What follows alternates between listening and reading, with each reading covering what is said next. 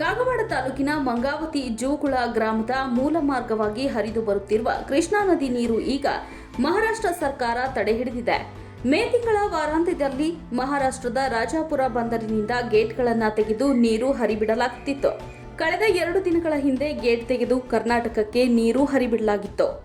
ಆದರೆ ಮಹಾರಾಷ್ಟ್ರ ಸರ್ಕಾರ ಈಗ ಮತ್ತೆ ಗೇಟ್ ಬಂದ್ ಮಾಡಿ ವಿವಾದಕ್ಕೆ ಗುರಿಯಾಗಿದೆ.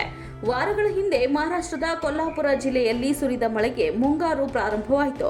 ಕೃಷ್ಣಾ ನದಿಯಲ್ಲಿ ನೀರಿನ ಮಟ್ಟ ಹೆಚ್ಚಾದ ನಂತರ ನೆರೆ ಭೀತಿಯಿಂದ ನೀರು ಬಿಟ್ಟ ಮಹಾರಾಷ್ಟ್ರ ಸರ್ಕಾರ ಮತ್ತೆ ಈಗ ಮಳೆ ಹಿಂಜರಿಕೆಯನ್ನ ಗಮನಿಸಿ ಗೇಟ್ ಬಂದ್ ಮಾಡಿ ಸಿಬ್ಬಂದಿಯನ್ನ ನೇಮಿಸಿದ್ದು ಕನ್ನಡಿಗರ ಕೆಂಗಣ್ಣಿಗೆ ಗುರಿಯಾಗಿದೆ. ಬೆಳಗಾವಿ ಜಿಲ್ಲಾಡಳಿತ ಮುಂಗಾರಿನಲ್ಲಿ ಆಲಮಟ್ಟಿ ಹಾಗೂ ಹಿಪ್ಪರಗಿ ಜಲಾಶಯದಲ್ಲಿ ಸಮರ್ಪಕ ನೀರಿನ ಸಂಗ್ರಹ ಮಾಡಿ ನಂತರ ನೀರು ಹೊರಬಿಡುವಂತೆ ಸ್ಥಳೀಯ ರೈತರು ಆಗ್ರಹಿಸಿದ್ದಾರೆ.